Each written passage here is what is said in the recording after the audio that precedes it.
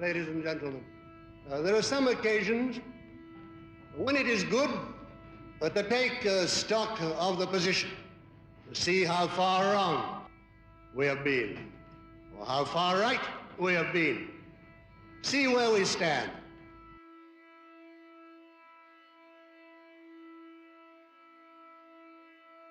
I claim that at present we are proved right in Europe, in Africa, and in the social policies which depended on our principles in those questions. And we have been right, not because we were guided by any peculiar vision or forethought. We have been guided above all by the principle, by a belief in the underlying unity of Europe.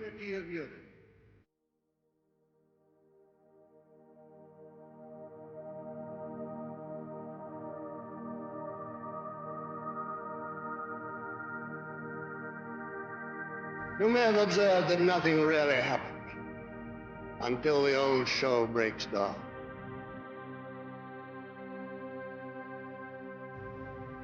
In Africa, another place in which our policies have been so completely and entirely justified, I won't say triumphantly, because that's not a word to use in a situation of tragedy, but have been completely justified.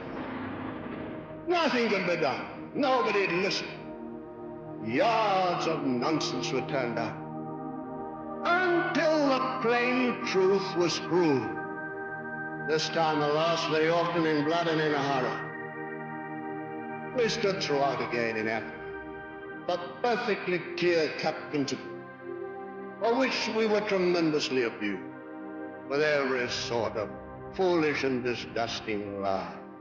It was said we wanted to persecute the blacks, that we were racialists who wanted to put our people on top of one another, of another people. All those disgusting and foolish lies were told about.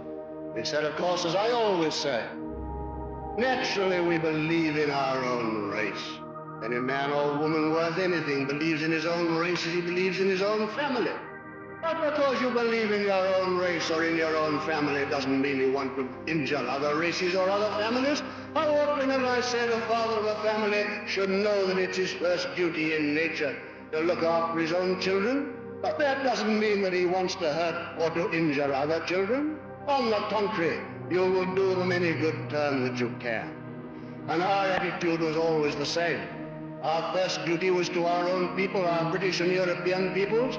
But also, in addition to that, of course, we would do what we could to help other people as well. And who doesn't want to feed the hungry? Of course we should feed the hungry and the suffering of the world. Let's talk less and let's get on with the doing of it. Let us use the European surplus for that purpose. And at the same time, we can keep a healthy agricultural population on our own land, in our own countries. We can feed the hungry of the world, and we can defeat the policies of communism. But we pointed out the lines of policy then being pursued were bound to end in disaster. They talked of what they called multiracialism, which was simply a universal mix-up. Take humanity, put it in a bag, shake it together, and heaven knows what would come out. They wanted to get rid of what existed, all the little gray people of the world who hate the beautiful diversity of human development. They always want to get rid of the natural, the noble and the beautiful. They wanted to get rid of it. They wanted to make all nature as gray as themselves. It was their deep instinct. We were always opposed to that.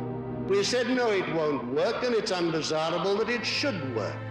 We can live in peace and friendship side by side in separate nations and separate developments, but we cannot have the mix-up of peoples and races who are widely different and divergent. It will lead to nothing but trouble. It will lead to nothing but trouble. This policy of mixture, what does it really mean? It doesn't mean freedom.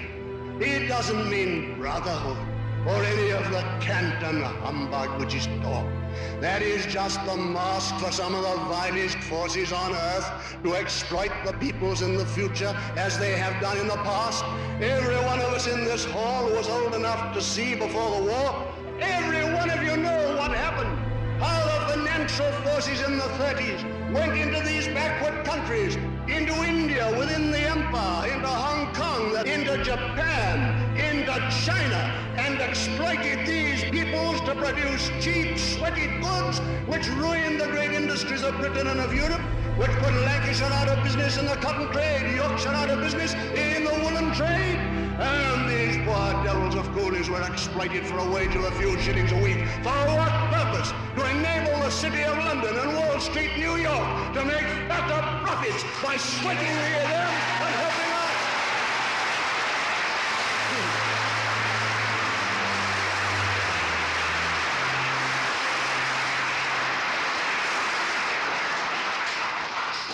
That is why it was done. That was the whole purpose. And with what result? China thrown into the arms of communism. The largest population in the world simply tossed as a present to communism. Because if you treat people like that, it's the only possible result. If there's no one to save them, no one to help them, and they've simply been ground into poverty and sweating and exploitation, what can you expect except they go communist as they did? And all these countries which have been exploited, thrown and tossed aside by finance, are now becoming the victims of communism. So finance seeks fresh fields of exploitation. Where do they turn? When the old people are exhausted. When many a poor laborer has died of consumption and of other horrible diseases in their sweatshops, or when they're exhausted fields of exploitation, where do they turn now? New pastures, new forests, fresh virgin land. And then you erect a Union Jack or another flag of Europe, and under that flag, where you allow these things to happen as we have done in the past, and those poor devils that have been sweated and exploited in Africa, like the other poor devils in China, India, and Japan, a great new field for sweatshops to be opened up, so that these new industries which we're creating in Britain today will be destroyed as the old industries were. Simplified, rationalized machinery with a few white surveyors, and then the masses of cheap-colored labor torn off the land and taken into the sweatshops to work and labor and cough their guts out with tuberculosis until they too are thrown on the scrap heap of the sweatshops. Is that worthy of Britain? Is that to be the future of Europe? And is this competition to be organized within our European Brotherhood, bringing in these sweat fields in Africa into our Europe civilization so that the financial power in one European country can use it against the financial power in another? All the great financial central power of the world, now shifted from the City of London to Wall Street, New York, shall be able, on the mass of money, of wealth, and of power which it brings to it, again and again to exert its influence in politics, until, as you see today, it is childish nonsense to say that a British government rules Britain. It's nothing to do with British government or the British people. The government of the world is the financial government, the power of money and of money alone.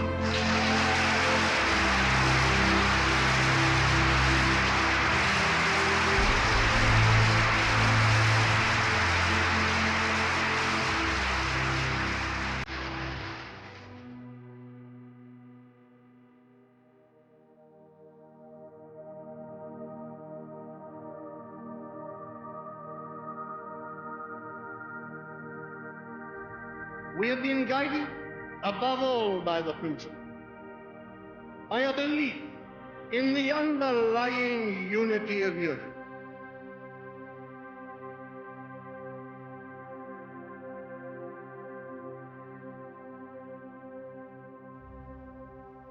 As ex-servicemen of the previous war, we did not believe in the division of Europe, in the massacre without good reason of yet another generation of young Europeans being thrown against each other to fight and destroy one another in unnecessary war. And we opposed that war by all the political means open to us because we believed in the unity of Europe, and we did not believe in the division of our continent and the destruction of its young life without vital reason. I have spoken before, and I shall not repeat myself tonight. Spoken of what took me into politics first, the concept of the young airmen with whom I served in the First World War, the men who on each side knew each other and loved each other in friendly competition in the days of 1914, in the early days of European flying, and were then thrown in mortal combat against each other by old men who were far away from the scene of that combat and had divided Europe in a totally unnecessary quarrel. And I described how coming back, I and others resolved these things should not occur again. These things should not occur again. Anyhow, that belongs now to past history. We followed then the resolve that these European peoples should not be rent by fratricidal war, but should come together in a great union, which should make them the greatest and most beneficent power on earth. But how on earth can you begin to do that when you're a dozen little different warring countries all fighting each other? You must have a great community organized under one government with a definite economic leadership. Europe a nation, Europe a nation. Europe a nation meant quite simply Europe with its own government. A government which would fulfill all major purposes. But it did not mean a universal mix-up, the loss of all our national characters, turning Frenchmen into Englishmen or Englishmen into Germans or Italians or anything else. Anybody who's mad enough to try to do that, of course, could not possibly succeed. You couldn't do it in hundreds of years, not in centuries, not in a millennium. And above all, we want to preserve national characters, to drive still deeper in the soil of our continent the individual roots. When you make the great tree of Europe reaching up with its branches towards the skies, the roots of the individual peoples, British, French, Germans, and the rest of it, drive still deeper into their native soil. And the only possible security we can have in the modern world of continental politics is to have a great union, a big community, within which we can preserve our national identity. Our task is to do what we are doing when we began at Venice, to bring together the best as we saw them of the Europeans, to get them to take decisions together. First great step, after that the usual trouble, the difficulty, the struggle to move forward. Always in human affairs the same story. But willpower, endurance, and above all, faith and belief overcomes all. And my friends, let me say to you tonight, that now in the decisions of Britain, which have been bad in recent years, you have the greatest hindrance to the final achievement of youth. For perhaps in that respect rests upon you, upon all of us, than any other people.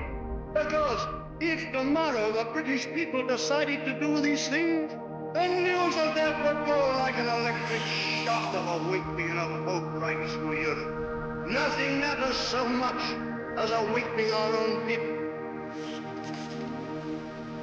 We must bring Britain into this immense concern, which is going to be Europe. It's going to save them.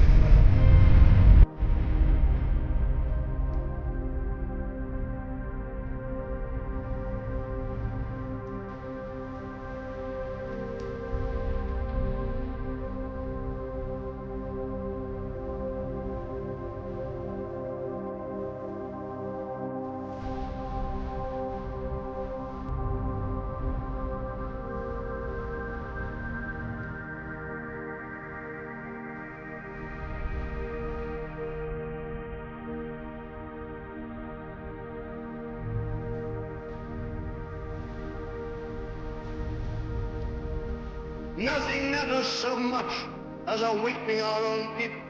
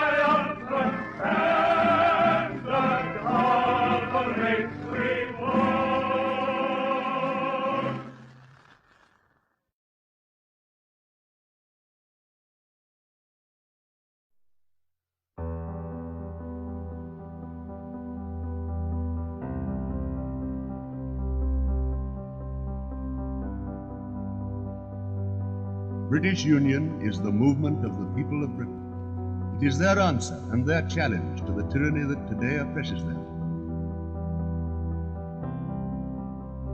That tyranny is the money power of international finance, which commands government, parliament, and the old political parties.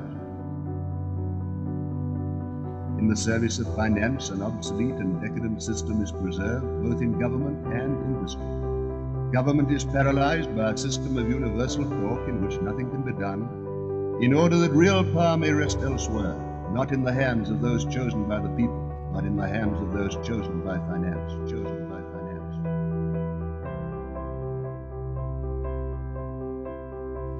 In face of these new conditions, how can any international system maintain the British standard of life, that alone increase it to the high level that modern science makes possible and that our great people deserve?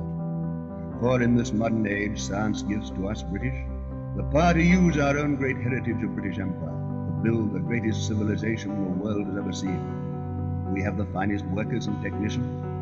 One thing alone we lack, a market to absorb the great wealth that modern industry can produce. That market is the purchasing power of the British people. They are robbed of the power to buy British goods because their wages are dragged down by cheap slave competition from abroad. They are subject to that competition because finance draws its usury from foreign investment in the shape of cheap foreign goods. We British are denied our heritage by the power of usury, by the power of usury.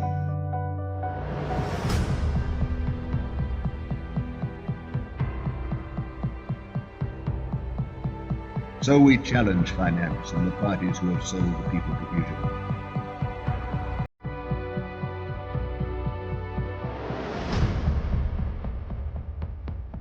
Carry out the people's will and to subordinate to the nation the vested interests who today exploit the people. We ask from the people power for the people's government, That power will be freely given by the vote of the people and can be removed by the vote of the people. But the government elected by the people must have power to act. If the people's government has not power to govern, then the money power will continue to govern. That money power has divided the British people in order that it may rule, We have been divided by the war of party, of class, and of faction. So the British, who for 1,000 years have never been conquered by the foe without, have been subdued by the foe within.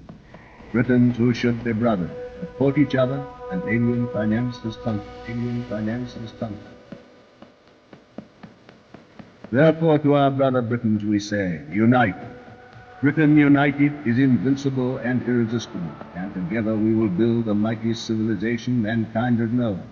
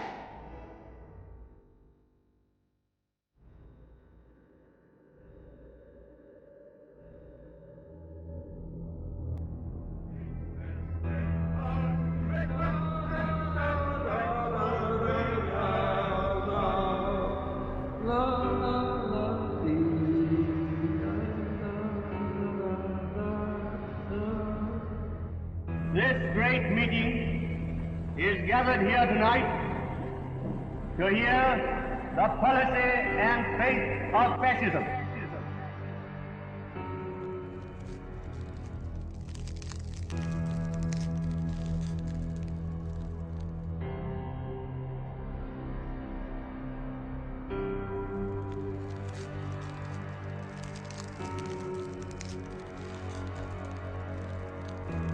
Fascism, above all, rests upon teamwork.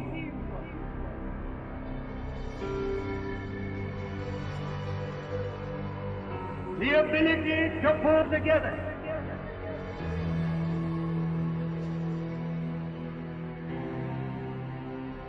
The power to subordinate every interest of section or individual to the nation as a whole.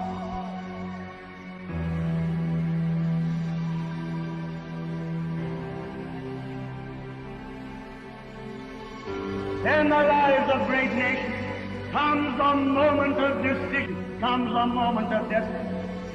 And this nation again and again in the great hours of its fate has swept aside convention, has swept aside the little men of talk and of delay, and has decided to follow men and movements who say we go forward to action.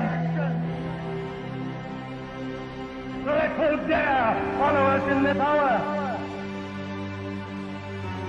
That is the permanence of mighty mood of Britain. We say that England is not finished. We say that England is not dead. We say, and I ask you to say with us, lift up your voices in this great meeting in the heart of England. Send to all world a message. England lives and marches on.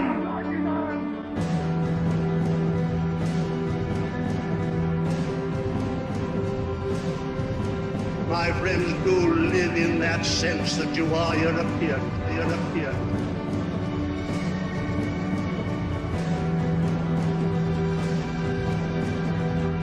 My friends, do live in that sense that you are European.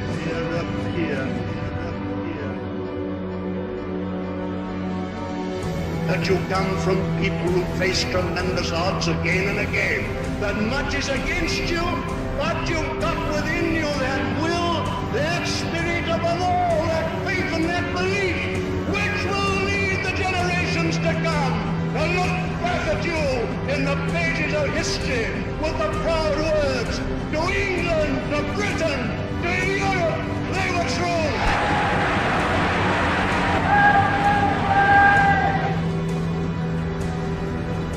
My friends, my friends, my friends, my friends,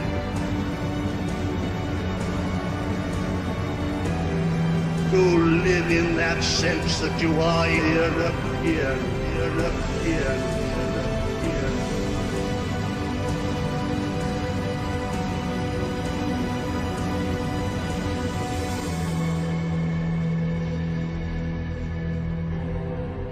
The Britain, to Europe, Britain, to Europe.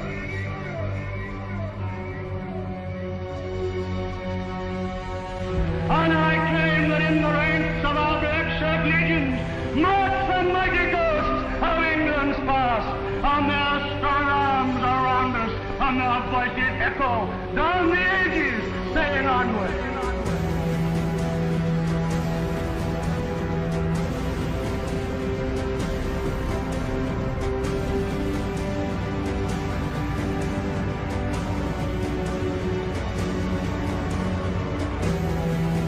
And their voices echo.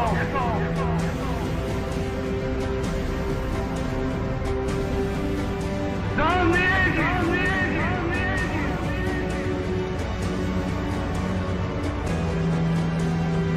saying onward.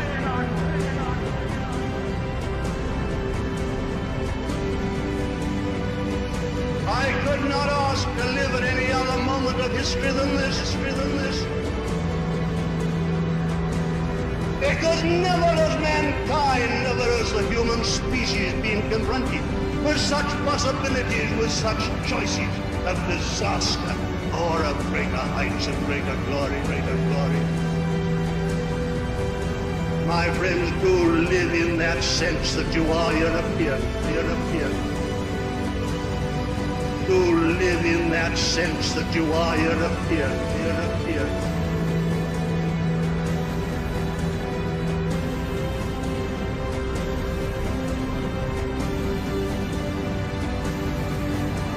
Do remember that always. Live in that sense, I beg of you, of history and of destiny.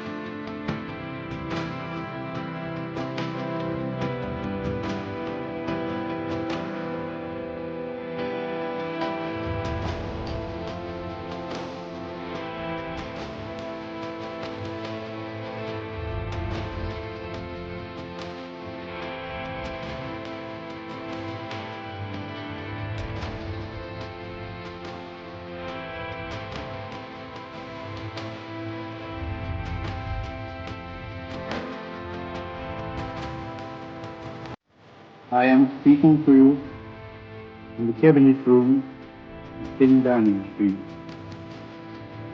This morning, the British ambassador in Berlin handed the German government the final note, stating that unless we heard from them by 11 o'clock, that they were prepared at once to withdraw their troops from Poland, a state of war would exist between us. I have to tell you now that no such undertaking has been received, and that consequently this country is at war with Germany.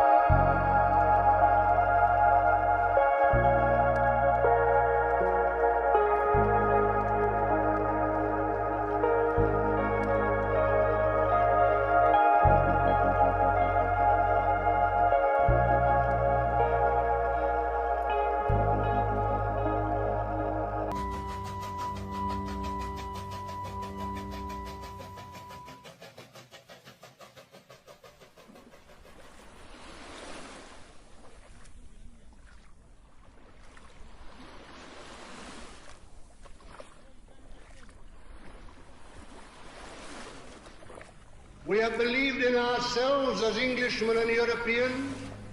We have believed in our fellow Europeans. And we have believed in the destiny of Europe. My friends, it's all there. It's all waiting. Of course it can be done. It depends upon ourselves. You say, but again, we're scattered individuals. Everything's against us. Governments, money, press, television, all the new forces are used against us. All the great forces, all the material powers of the world, you say are against you. And so they are. You're quite right to feel that. And I don't underrate it, but I don't despair. And you shouldn't despair, because you, like I, have read something of history. You know something of the record and the achievement of the European. And dark as this hour is, it's no darker, it's not as dark as some of the hours you've known in European history.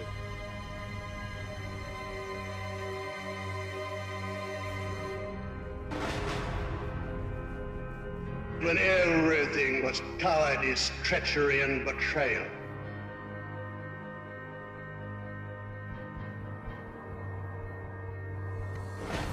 And when the Saracen hordes from far outside Europe swept right across that continent and would have come on over our own Britain too if they hadn't been stopped. And it didn't only happen once, it's happened more than once. Small bands of men came together in resolution, in absolute determination, giving themselves completely and saying Europe shall live. And stood firm and faced the menace to Europe, its values, its civilizations, the glory of its achievement, all those things in mortal danger. And they stood firm, they faced it, they came together, and more rallied to their standards, and those hordes were thrown back again and again and again. And Europe lived in triumph because the will of Europe still endured.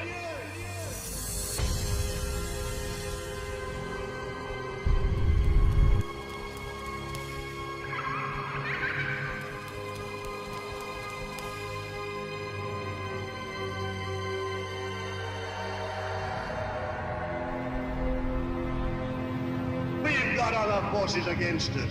Not those particular forces, but the power of money, the power of press. All those things are against us.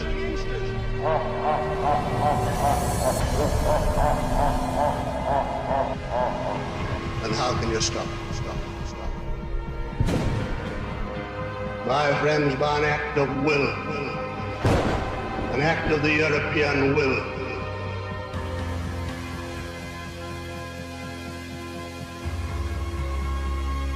My friends, nothing has ever been done yet in this world except by the collective action of individuals coming together in faith and belief, in will and resolution, and then making their collective action, building parties and popular movements to do it.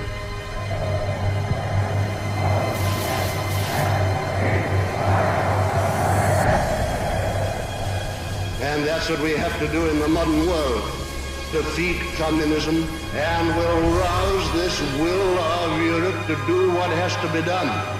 Because it is the will of Europe, the will and the will alone, which is needed in everything.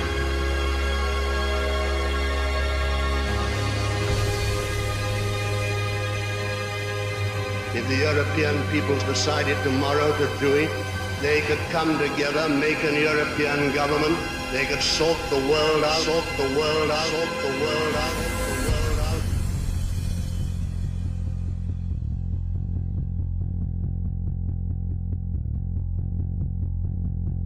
What can you do, we said? Come together, get going, get working. Inspire other people like yourself, like yourself, like yourself.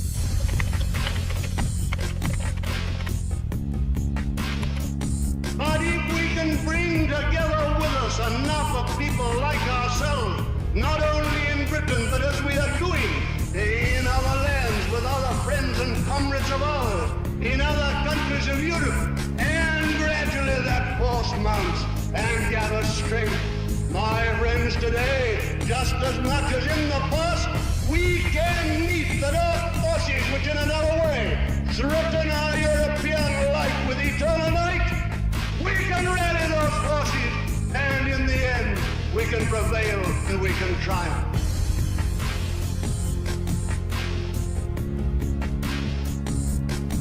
It's been done before, and it can be done again, be done again, be done again.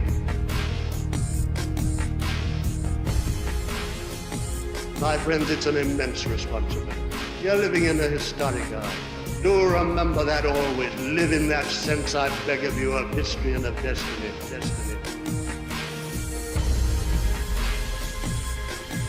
Live in that sense, I beg of you, of history and of destiny. Do live in that sense that you are European.